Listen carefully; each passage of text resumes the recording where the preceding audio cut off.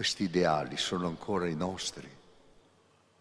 Questi valori sono davvero presenti, vivi nella nostra società?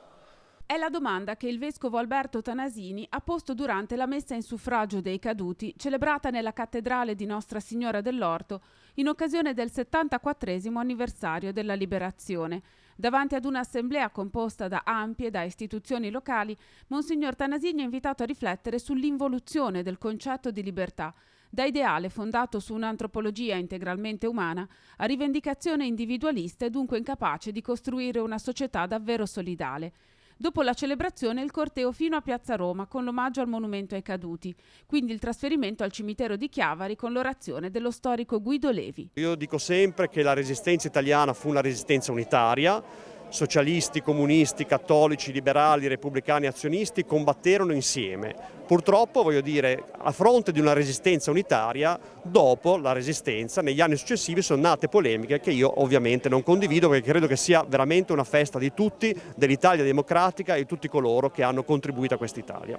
Quindi l'inaugurazione del grande pannello realizzato dagli studenti del Luzzati per ricordare coloro che furono fucilati fra l'agosto del 1944 e il marzo del 1945. Per noi è una testimonianza di amore per la città di Chiavari, una testimonianza di democrazia e di libertà pensando a tutta la nostra nazione e soprattutto in occasione del 25 aprile credo che sia stato il lavoro più bello e più interessante tra i tanti che il Liceo Luzzati ha realizzato in questi ultimi anni. I significati simbolici sono molteplici, ad esempio al centro figura un tempietto di ispirazione classica che racchiude l'epigrafe con i nomi, nella parte superiore è presente un frontone con lo stemma di Chiavari e 2 stelle.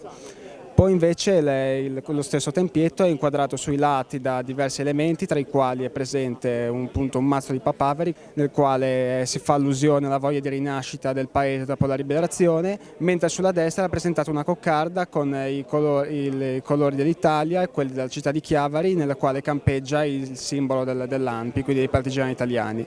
Partendo dal basso è presente un filo spinato che rappresenta la fine della guerra, essendo spezzato, ma al contempo anche la fine della separazione tra i vari popoli. Al di sopra è presente una frase che vuole essere un monito, è una frase di Giuseppe Ungaretti, cioè qui vivono per sempre gli occhi che furono chiusi alla luce perché tutti li avessero per sempre aperti alla luce.